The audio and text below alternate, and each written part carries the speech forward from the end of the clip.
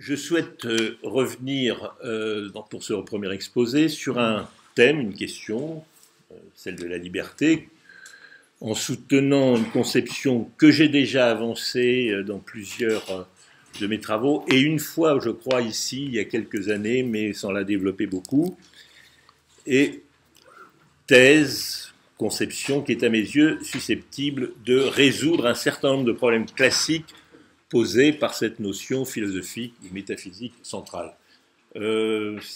Voilà, en passant par là, vous trouverez des places, j'espère. Alors, je donne une définition de la liberté qui est au fond assez banale. Je dis qu'un sujet est libre s'il est cause de certains événements. Et s'il est cause de certains ces événements, ces événements ne sont plus ou ne sont pas des événements. On appelle ça des actes. Bon, un peu. Et donc, corrélativement, des actes ou des actions, je distinguerai les deux. Des actions sont libres si, au contraire des événements, les événements sont causés par d'autres événements.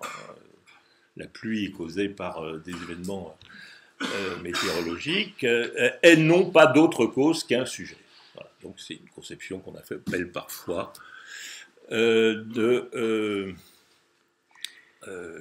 la cause agentielle. Je crois qu'on dit ça quelquefois. En tout cas, c'est celle que je vais défendre. Alors, qu'est-ce qui différencie un acte d'un événement? Cela ne se voit pas. Je vais prendre un exemple.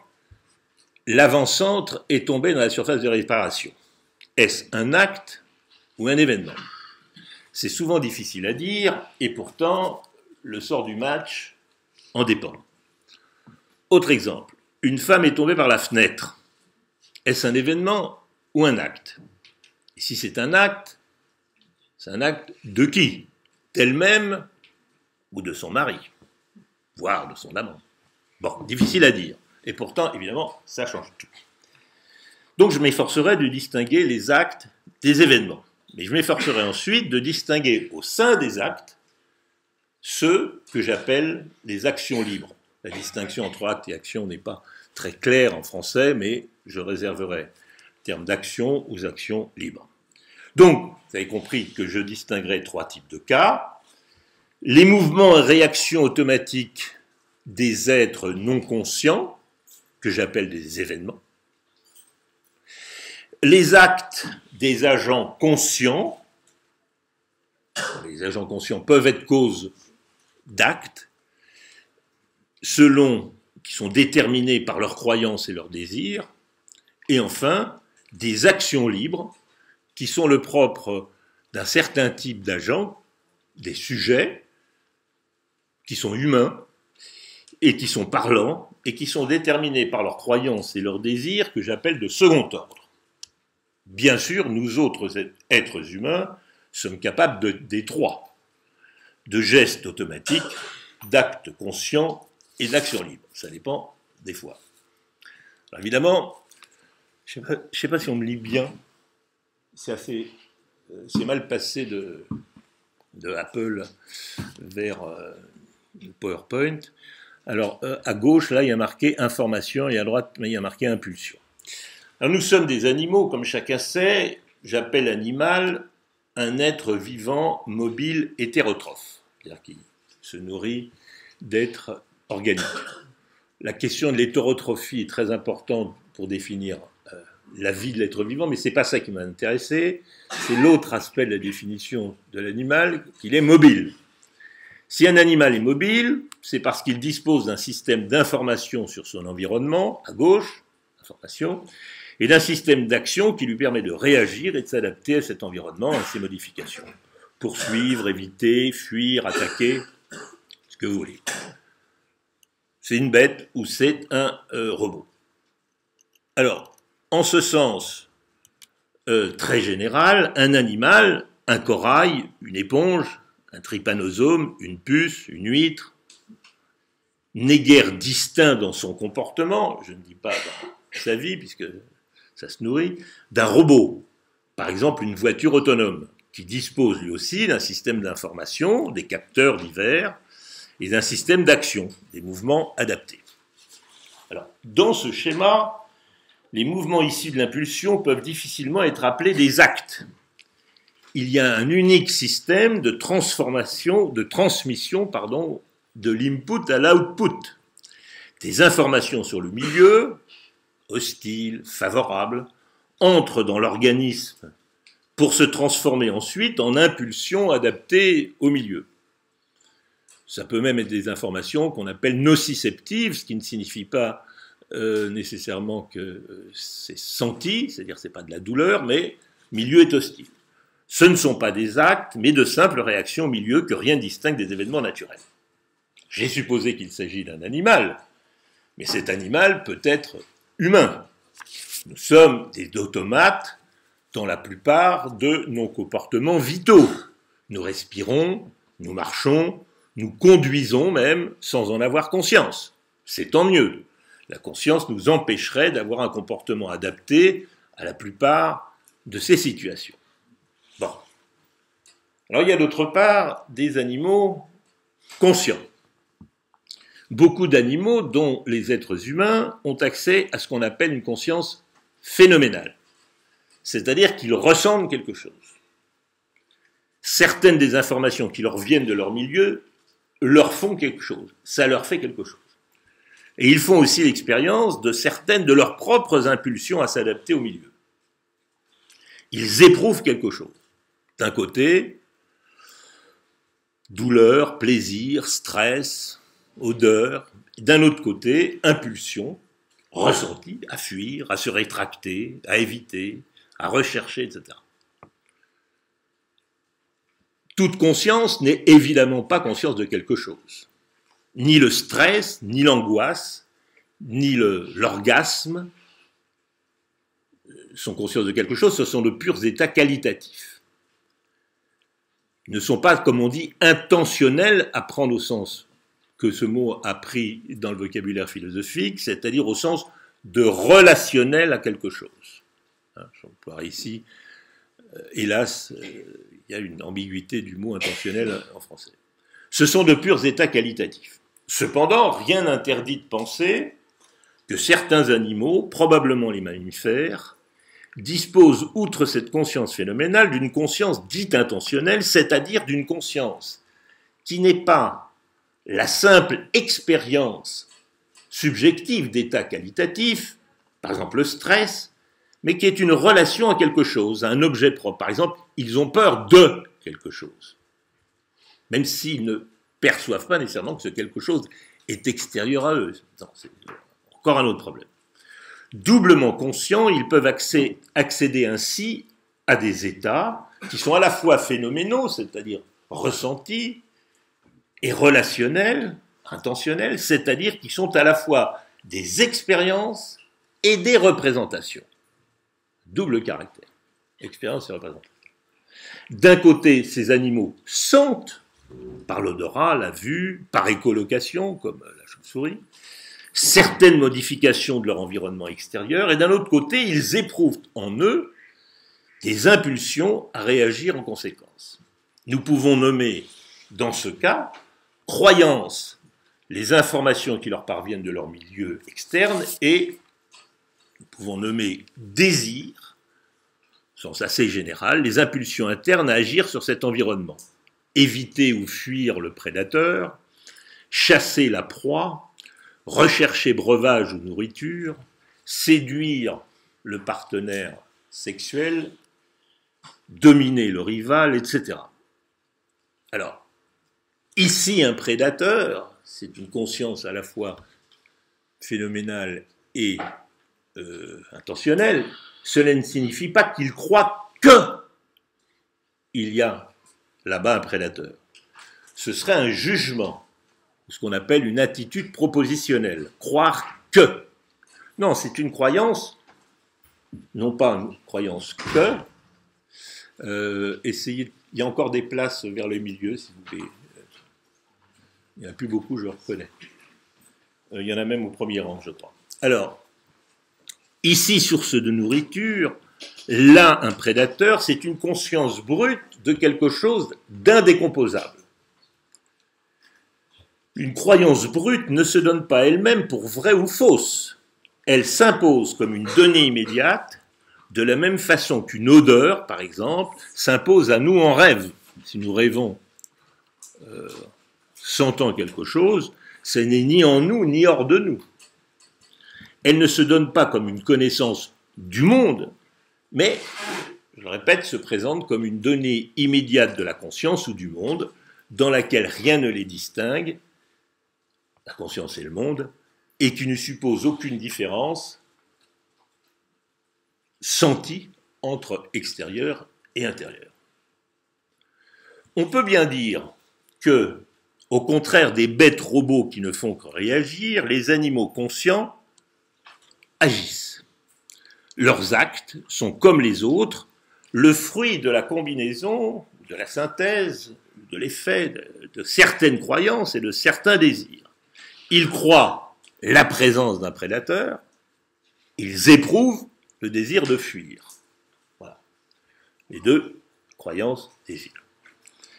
Donc définissons l'acte en général comme un événement, le mouvement ici, mais qu'on peut imputer au désir d'un agent en fonction de ses croyances. L'exemple que j'ai pris, la fuite, le désir de fuir. Ce désir est en lui, il l'éprouve. Il y a, chacun le sait, une différence considérable entre un chat qui saute depuis le balcon parce qu'il en éprouve le désir, l'envie, et un chat qu'on jette depuis le balcon contre son désir. Le premier agit, le second subit. Dans le premier cas, c'est un acte, dans le second cas, c'est un événement qui lui arrive. Il en va de même pour une personne. Il y a une différence considérable entre boire un verre parce qu'on en a envie et boire un verre que votre tortionnaire vous force à avaler. Une machine ou un organisme fonctionne, ils n'agissent pas. Pour les animaux qui agissent, dont les animaux humains bien entendu, le désir est un mobile de l'acte. Remarquons néanmoins que l'acte est un concept vague, dont les critères ne sont pas absolus, mais graduels, qui varient d'une part en fonction de la conscience des buts, depuis leur perception vague en cours d'action à leur conscience préalable, et du degré de contrôle et de plasticité des moyens utilisés. Gestes plus ou moins automatiques, contrôle plus ou moins conscient et attentif de la séquence des actes qui sont plus ou moins sous le contrôle de l'agent. Autrement dit, il y a des degrés d'agentivité et l'opposition entre événement et acte est conceptuelle, mais elle obéit à un dégradé continu. Donc un animal conscient a des croyances sur son environnement et des désirs d'y agir. Mais qu'est-ce que le langage humain change à la conscience et aux actes?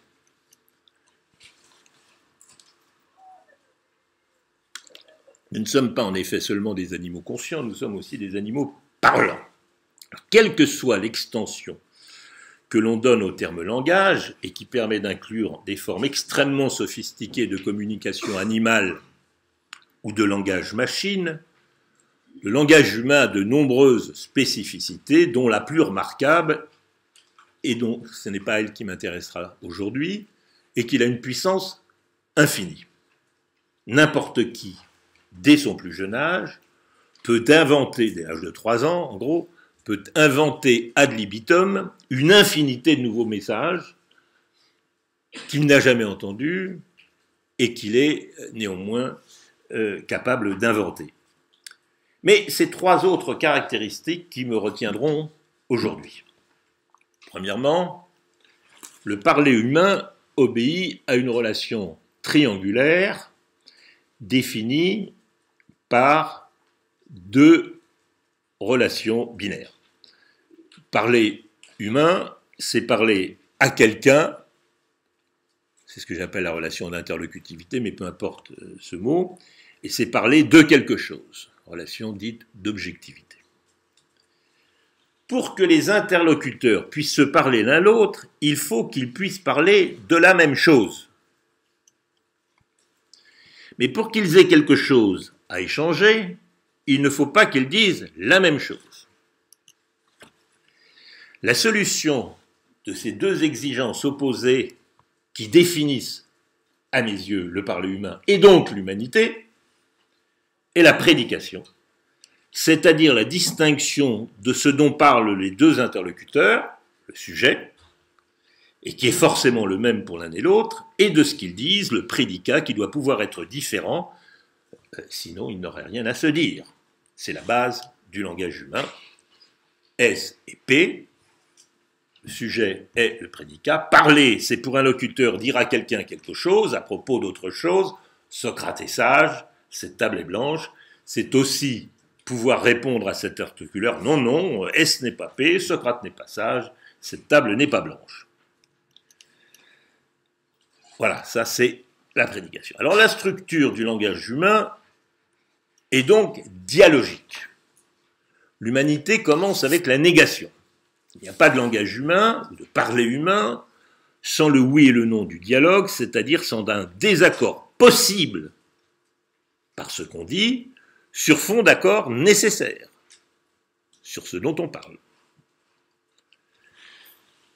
La distinction du sujet et du prédicat a pour corrélat, pour les êtres parlants, la distinction, je vais un peu vite, mais c'est des thèmes que j'ai défendus ailleurs, la distinction de l'esprit et du monde. Le sujet dont on parle, c'est ceci, c'est cela, c'est tout ce qui est public, tout ce dont tous les interlocuteurs peuvent parler, se parler, tout ce qui est commun, tout ce que tous partagent. Mais quand, par exemple, un enfant qui vient de rêver essaye de vous désigner quelque chose de son rêve sans se rendre compte que ce rêve est privé, n'a pas acquis totalement la différence entre ce dont on peut parler publiquement et ce qu'on peut en dire, et donc qu'on ne partage pas ce qu'il y a dans son esprit. Ce qui est partagé, c'est le monde, l'esprit, c'est ce qui est privé et propre à chacun. Alors il y a un deuxième corrélat de la structure prédicative, qui est la distinction du je et du tu, les autres esprits. Afin qu'un dialogue puisse s'instaurer, il faut que chaque locuteur impute à son interlocuteur un esprit, c'est-à-dire la capacité à avoir comme lui une intériorité, à se penser comme étant et demeurant ce qu'il est, dans son identité, et donc apte à dire et à penser « je ». Un esprit, comme moi j'ai un esprit, et c'est pourquoi le monde est commun à nos esprits, mais un esprit différent du mien, et c'est pourquoi il peut ne pas penser comme moi. L'autre à qui je parle est comme moi un je, mais un je différent de moi que j'appelle tu. De là une autre particularité du langage humain, qui est l'existence de pronoms personnels. Je et tu. Un locuteur n'est pas seulement quelqu'un qui parle du monde à quelqu'un, il est aussi quelqu'un qui peut se référer à lui-même par un je et s'adresser à quelqu'un d'autre comme un tu. C'est ce que j'appelle la structure indicative, le fait de pouvoir dire je et tu. Autrement dit, du parler humain comme dialogue, nous tirons les trois conséquences suivantes. Tout acte de langage suppose la structure prédicative, la possibilité de la négation et l'usage des pronoms personnels. Reste à savoir ce que cette structure change à la conscience, c'est-à-dire aux croyances et aux désirs de l'animal, qu'il soit humain ou non. Mais je pars de l'hypothèse, même de la thèse, que le parler humain est humain. Distinguons donc ces deux côtés. L'input des connaissances auxquelles il peut accéder d'un côté et l'output des actes qu'il peut accomplir d'un autre côté. Alors, voyons d'abord la partie gauche de l'animal humain, c'est-à-dire l'aspect connaissance du monde extérieur. Un animal dont j'ai parlé à l'instant croit de façon immédiate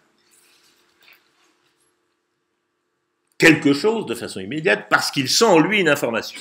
Il en fait l'expérience. Mais un être humain peut non seulement croire quelque chose, mais aussi croire quelque chose à propos de quelque chose dont il fait l'expérience. C'est là un propre humain et qui est lié, comme je vais le montrer, à la structure prédicative. Par le simple fait qu'il dispose du parler humain, il peut accéder à un second degré de connaissance, une croyance sur une autre croyance, la sienne ou celle d'un autre. Une croyance sur une croyance qu'on appelle un jugement. Je prends un exemple que j'ai déjà pris ailleurs. Supposons un être humain, certains auront reconnu qu'il s'agit de Descartes dans la première méditation, mais ça n'a aucune importance, croit qu'il est assis près du feu à écrire, et qu'il s'aperçoive ensuite que ce n'était qu'un rêve, que cette croyance était fausse. En réalité, il est tout nu dans son lit. Pour pouvoir penser ce n'était qu'un rêve, il faut que cet être ait une métacognition, comme on dit, c'est-à-dire une croyance sur sa propre croyance, une croyance en la fausseté de sa précédente croyance. La croyance, je suis dans mon lit. La croyance, je suis près du feu. Les idées de vérité et de fausseté impliquent celles de croyance de second ordre, c'est-à-dire d'un ordre supérieur. C'est une conscience métacognitive. Voilà pourquoi elle suppose le jugement et donc le langage et sa structure prédicative. Dire et penser que SCP. Et dès lors que je dis que, je rentre dans l'univers du vrai et du faux. Il n'y a pas de feu, je suis dans mon lit.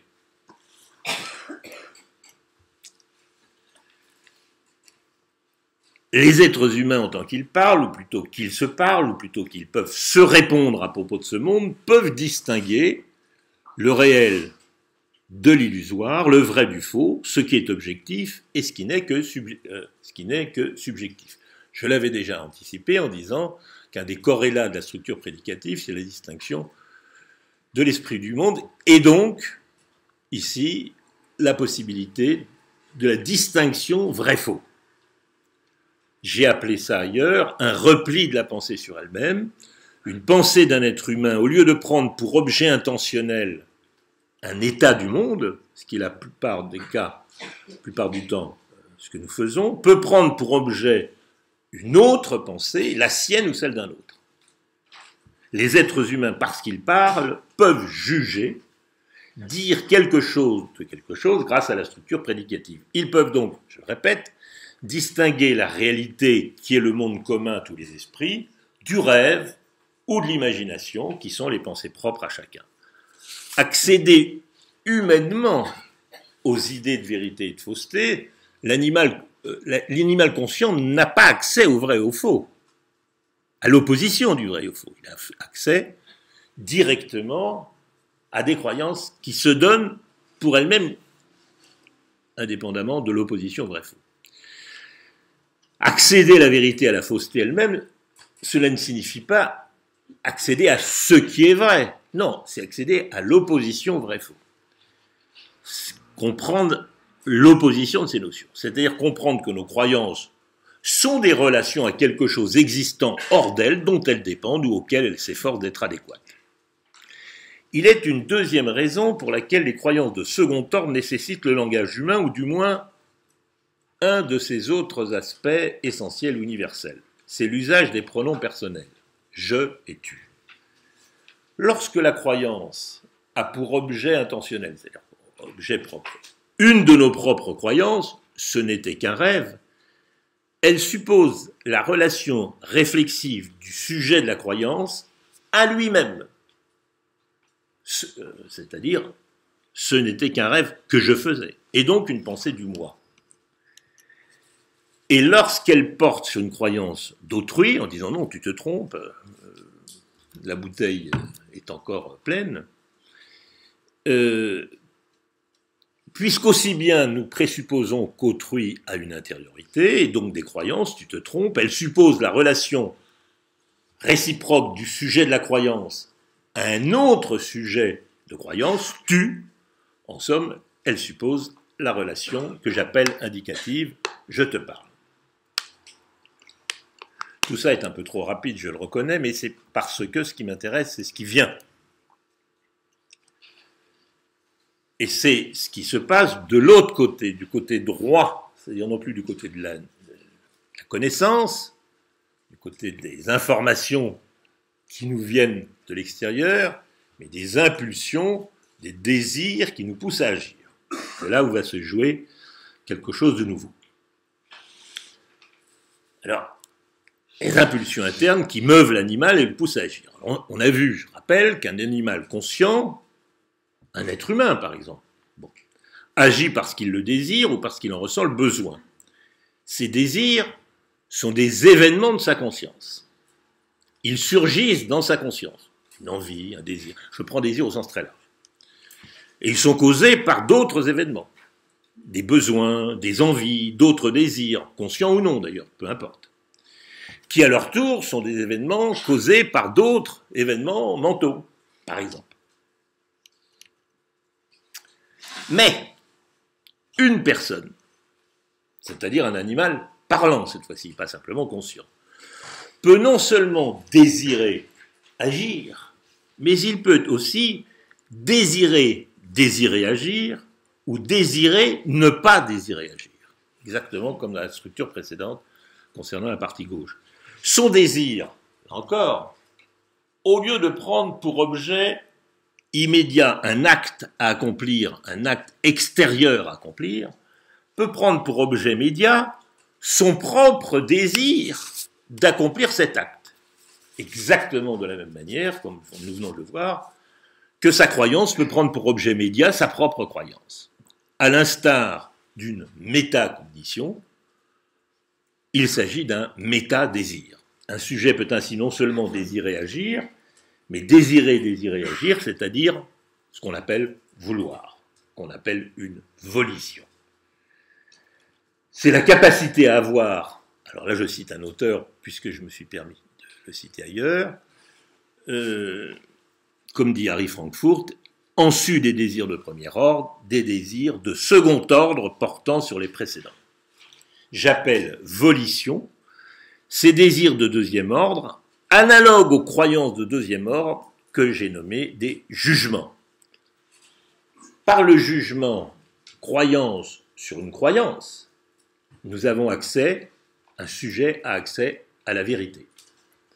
Par la volition, désir sur un désir, un sujet accède à la liberté. De même que la conscience, celle du désir, sert à contrôler les mouvements qui ne sont pas automatiques,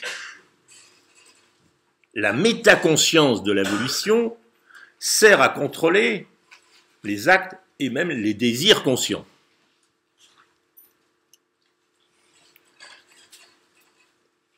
Un agent est libre, définition, s'il agit comme il veut, il vient par là un sujet, ce qui implique qu'il peut ne pas agir comme il le désire.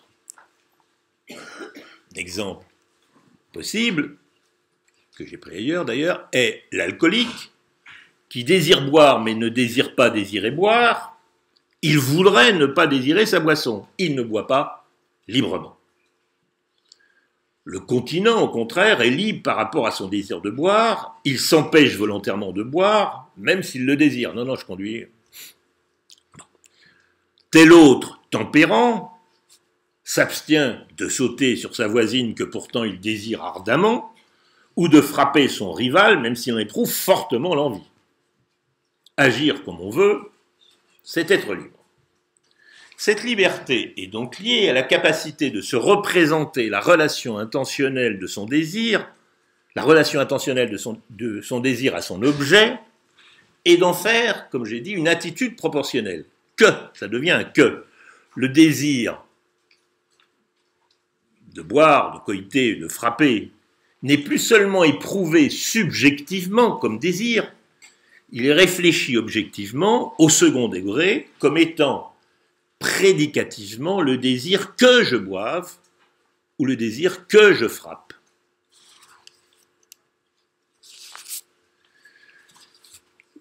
Le désir éprouvé subjectivement devient ainsi objectivement pensé. Il peut, alors même qu'il continue d'être éprouvé comme désir, devenir l'objet putatif d'un désir de second ordre d'être ou non assouvi. Il en va exactement comme pour la croyance de second ordre, qui devient jugement en prenant pour objet une croyance de premier ordre.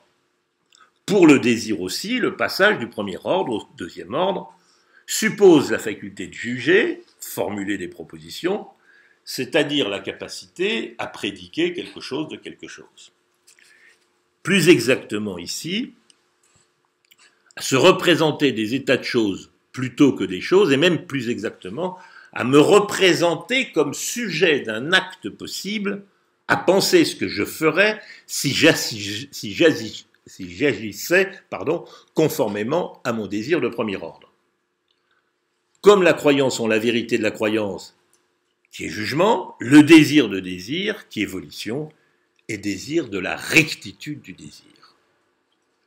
Pour un sujet, son désir est droit ou non, au même titre que sa croyance est vraie ou fausse.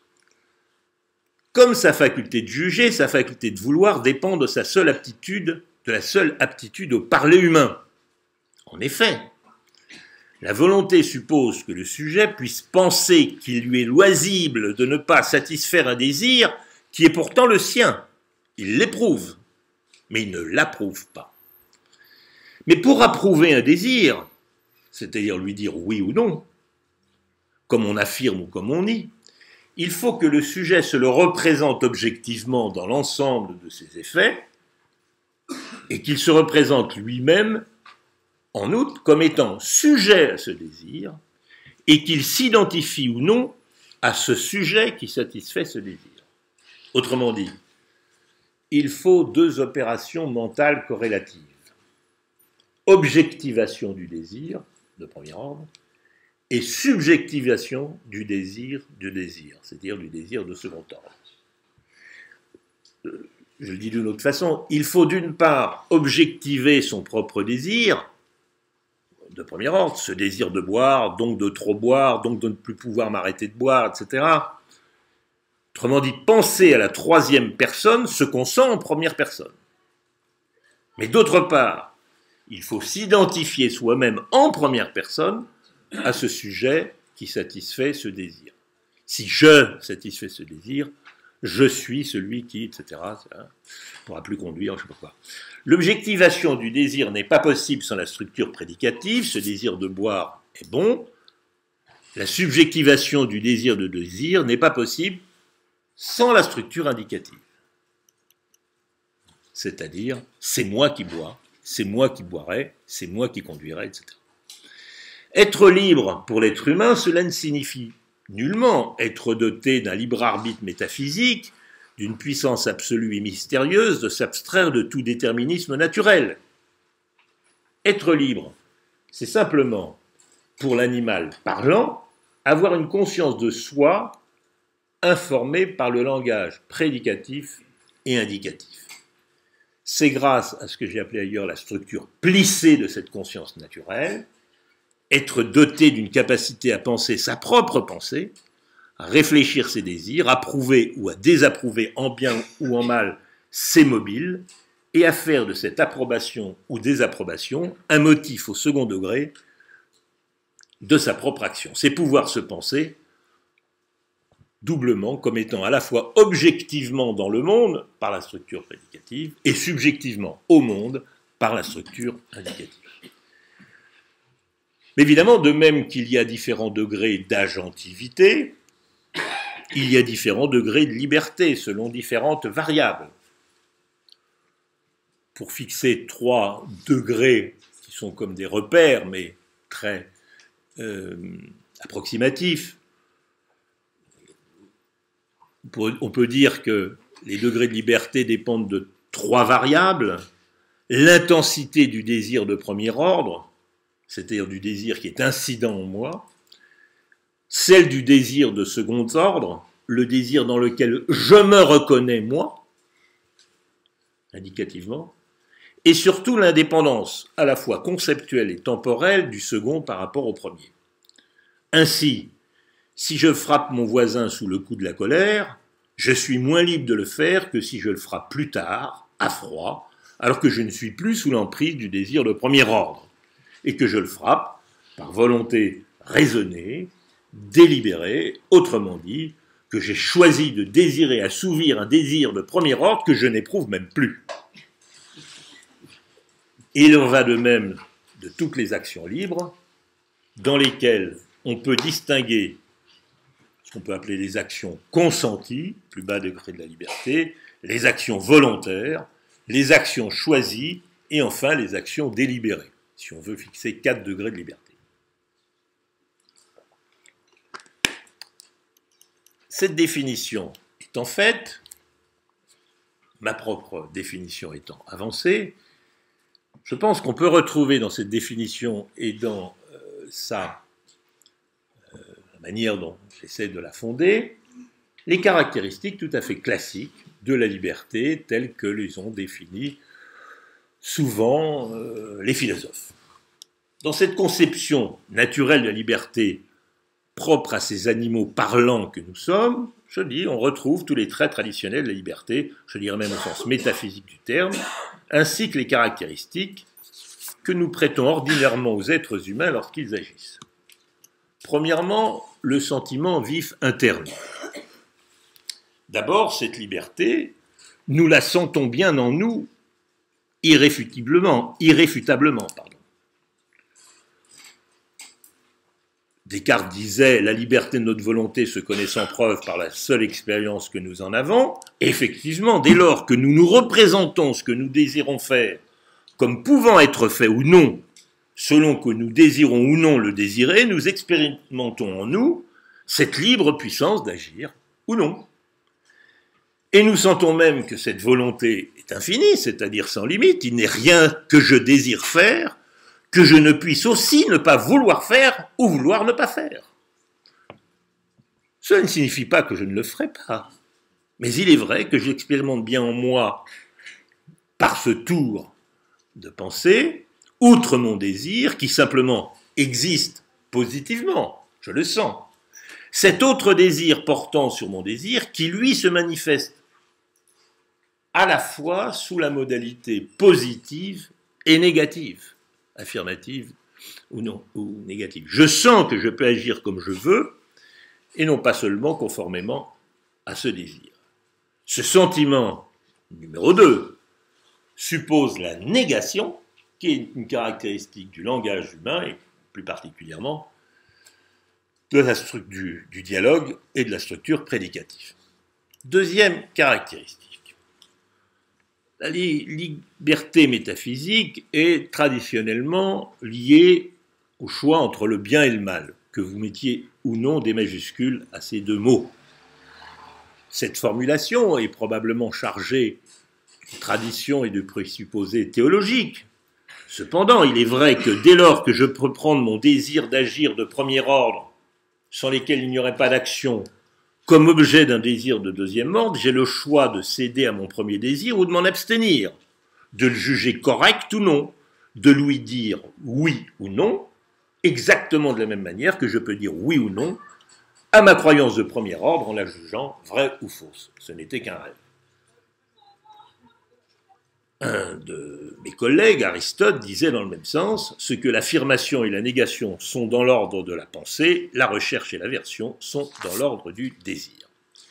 La troisième caractéristique, prêtée à la liberté, est qu'elle est source de la responsabilité juridique et morale, en tout cas dans les systèmes rationnels de droit ou les systèmes de droit rationnels, elle implique la responsabilité pénale avec tous ses degrés, là aussi. Nous considérons en effet que les animaux, si intelligents soient-ils, sont certes agents de leurs actes, parce qu'ils désirent faire ce qu'ils font, mais n'en sont pas responsables moralement et encore moins pénalement des effets préjudiciables de leurs actes. Même les plus radicaux défenseurs des animaux rechignent à les traîner en justice. Nous considérons en outre que les êtres humains, adultes et en bonne santé, sont responsables d'avoir fait ce qu'ils auraient pu ne pas faire, c'est que nous considérons implicitement qu'un acte est libre s'il aurait pu ne pas être accompli en dépit du désir ou de l'impulsion que le sujet a éprouvé à l'accomplir. C'est que nous attribuons aux êtres humains la possibilité de faire ou de ne pas faire ce qu'ils désirent faire. Et tout ce qui nous semble diminuer en un sujet ou en autrui cette capacité de vouloir nous semble en même temps nécessairement une atténuation de sa responsabilité. Depuis la passion, qui est la forme exacerbée du désir de premier ordre, jusqu'à la folie, qu'on appelait encore il y a peu aliénation, justement, qui est l'impossibilité d'accès à un désir de second ordre. Donc, c'est évidemment jugeons la liberté à la possibilité qu'un sujet a ou a eu d'accéder à un désir de second ordre et pas simplement un désir de premier ordre comme les animaux conscients. Quatrièmement, comment ce concept de liberté, de la volonté, est-il lié à la problématique classique liberté et déterminisme? Je rappelle, pour ceux qui l'ignoreraient ou l'auraient oublié, que cette problématique se heurte, liberté et déterminisme, il faut en dire quelques mots, se heurte forcément à une aporie. Si un acte est complètement déterminé par ses causes antécédentes, déterminé par un désir qui à son tour est déterminé par un autre désir, etc., il n'y a pas de place pour la liberté. Voilà, je suis amusé à faire ce petit truc. Tac, tac, tac, tac. Paf. Pas de place pour la liberté. Bon, c'est pas terrible, je suis pas le roi du PowerPoint. Bon. Là où le sujet croit agir librement, il est en fait conduit à le faire par l'ensemble des événements, notamment mentaux, qui ont déterminé l'acte. Ce qui est contraire aux intuitions que nous avons sur ce qui est un acte libre. Mais, inversement, cet acte n'est pas libre, il est déterminé. Tout le monde est bien d'accord. Inversement, si l'acte n'est pas déterminé par ses causes antécédentes, comme celui-ci, il y a des événements mentaux, d'autres événements mentaux qui s'enchaînent, etc. Puis là, bon, là, il n'est pas déterminé par ses causes antécédentes. S'il est complètement déterminé, il apparaît contingent, aléatoire, absurde, ce qui est, là encore, complètement contraire aux intuitions que nous avons sur ce qui est un acte libre, que nous pensons au contraire être sensé, rationnel, réfléchi, choisi. Ça, c'est l'aporie à laquelle nécessairement nous nous heurtons quand nous pensons au rapport de la liberté et du déterminisme. Il me semble que mon schéma concilie ces deux intuitions opposées. Un acte libre, alors celui-là n'est pas libre, un acte libre est toujours choisi et donc raisonné. Il est donc toujours causé.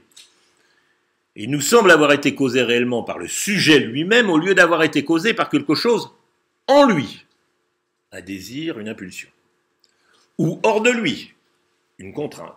La distinction entre les causes externes, la contrainte, les causes internes, l'impulsion, il agit sous le coup de, c'était plus fort que lui, comme on dit. Bon. Et donc, il en est, c'est le sujet qui est cause. Bon, qu'est-ce que ça veut dire, on va le voir dans un instant. Ce qui apparente l'acte volontaire ou libre à un acte métaphysiquement indéterminé, c'est l'idée, en un sens légitime, qu'il est impossible de remonter au-delà du sujet agissant dans la série des causes naturelles.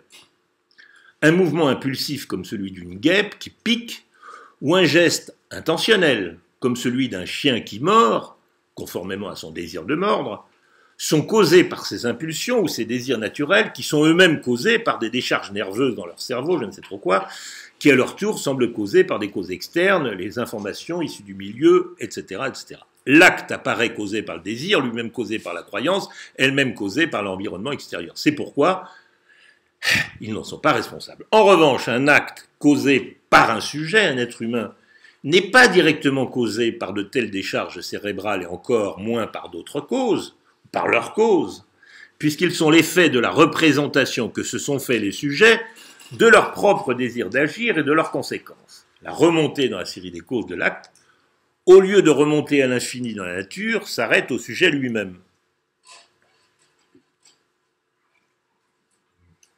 Tac. On a là la justification du schéma dans lequel on pense ordinairement l'idée de libre arbitre. En effet, la série d'événements s'arrête en S, parce qu'il ne s'agit plus du tout d'un désir du même type ou du même ordre. Il ne porte pas sur un objet, mais sur le désir même du sujet. Et ce second type de désir n'est pas déterminé par un désir antécédent, autrement dit, l'événement n'est pas causé par un autre événement, il est déterminé par le sujet lui-même.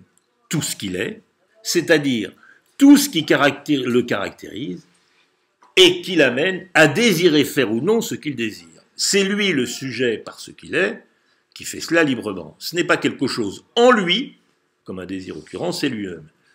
De là l'idée qu'une personne est à la fois, en un sens, une personne, ce que nous appelons une personne, semblable à une chose qui est et demeure ce qu'elle est, c'est son identité, qu'on appelle une identité personnelle, tout en pouvant être cause d'événements qui n'ont pas d'autre cause antécédente que le sujet lui-même, qui sont par là même des actions les siennes. Alors je me doute bien, voilà, ça n'appartient pas à la même série causale. Alors évidemment, j'ai bien conscience que, et c'est le dernier point, cette thèse, cette théorie, cette doctrine, comme vous voulez, peut susciter de nombreuses objections. Je vais en formuler moi-même 4, et peut-être en trouverez-vous d'autres. En un sens, je l'espère, en un sens, je ne l'espère pas. Alors, surgit une première objection, venant d'un philosophe empiriste.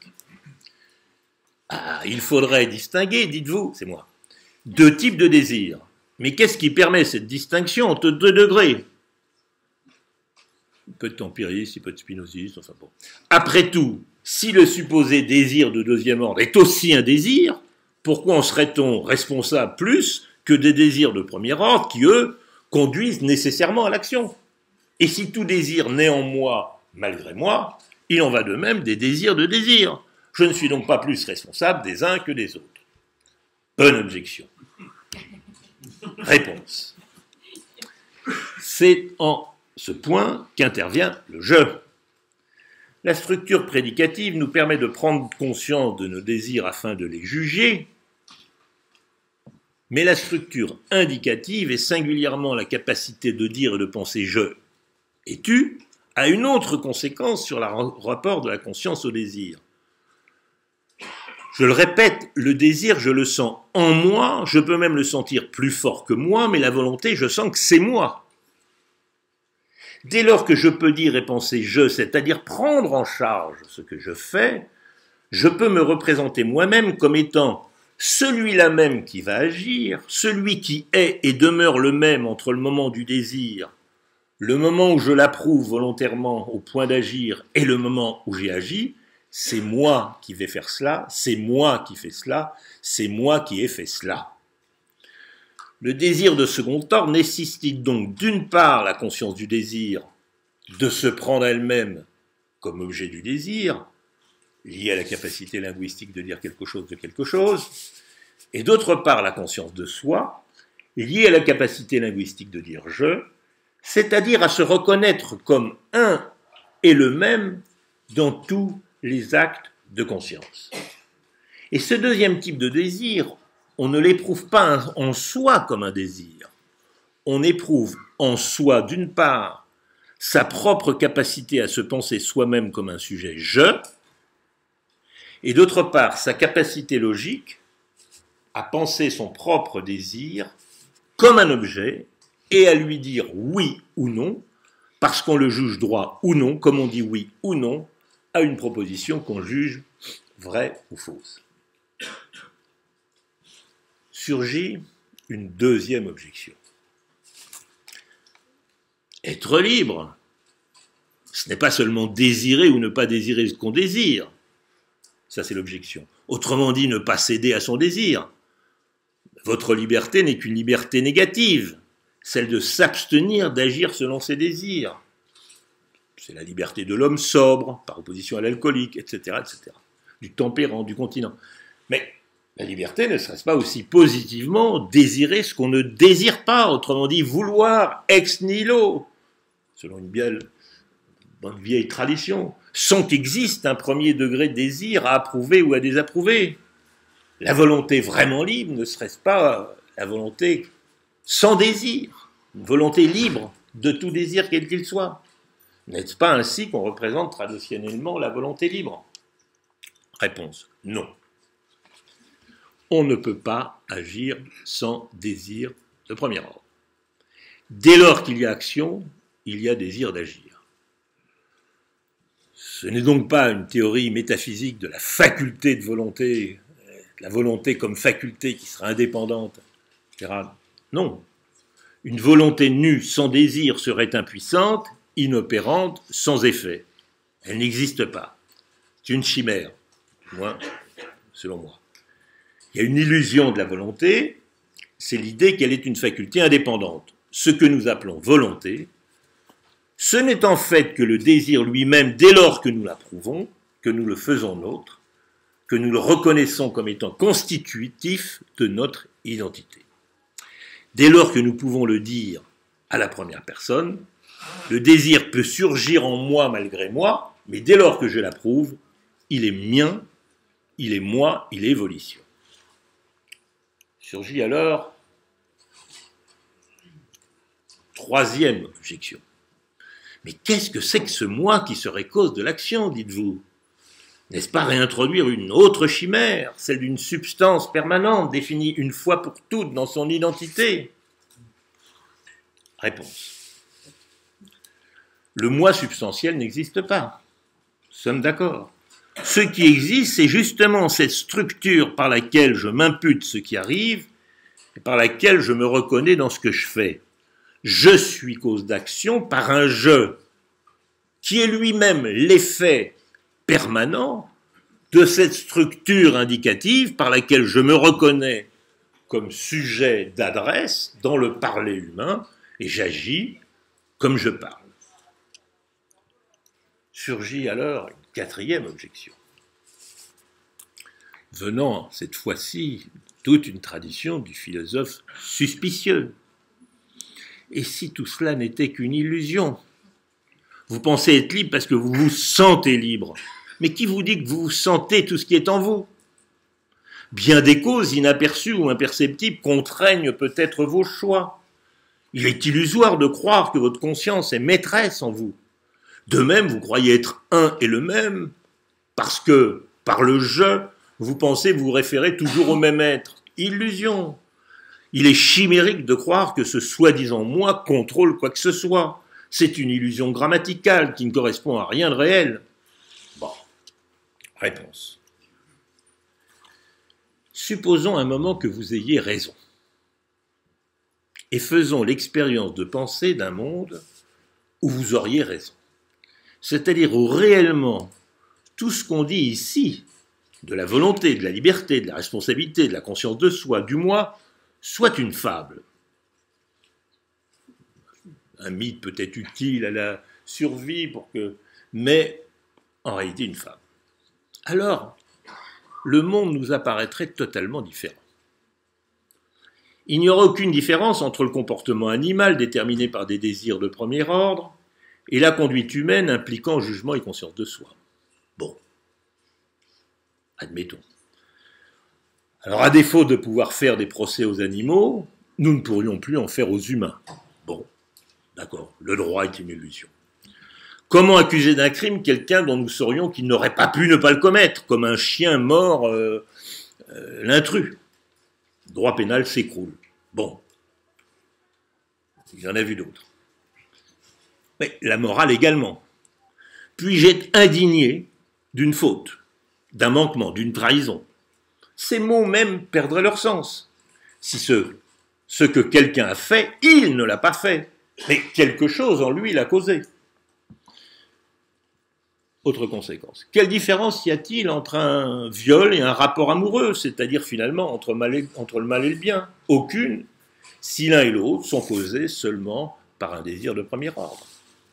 Sans première personne à qui imputer les actes, le monde demeurerait descriptif ou explicable comme on fait de la physique en troisième personne. Mais il serait plat, tout extérieur, sans valeur. Tous les actes deviennent des événements.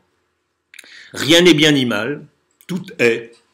Mais Ce n'est pas simplement le droit, la morale, le mal, donc le bien, qui s'écroulerait, c'est déjà pas rien. C'est la vie quotidienne. Que signifierait « je m'excuse, oh, désolé, je ne l'ai pas fait exprès », ou encore « tu es odieux », si rien n'est imputable à des sujets qui se pensent eux-mêmes comme tels. Que devient l'idée d'éducation, si l'on ne peut plus admonester, réprimander, complimenter, féliciter les enfants pour leurs actes, ou même, simplement, les conseiller, leur recommander de faire ceci plutôt que cela, non pas comme on dresse son chien, mais bien comme on s'adresse à quelqu'un qui, pensant être quelqu'un, se pense cause de ce qu'il fait et peut l'être en effet. Je présuppose en effet toujours que je m'adresse à un tu qui, comme moi, a intériorité et conscience de soi et qui peut donc vouloir contre son propre désir. Car nous vivons dans un monde où nous nous adressons par le langage à des sujets auxquels nous prêtons la même intériorité que nous-mêmes, je l'ai dit en commençant. L'intériorité est une illusion, dites-vous. Soit. Mais pouvez-vous le croire vous-même? Pouvez-vous croire que ce que vous faites, vous ne le faites pas? Pouvez-vous croire que rien ne distingue au fond ce que vous voulez et ce que vous ne voulez pas? Pouvez-vous croire que ce que vous pensez, ce n'est pas vous qui le pensez?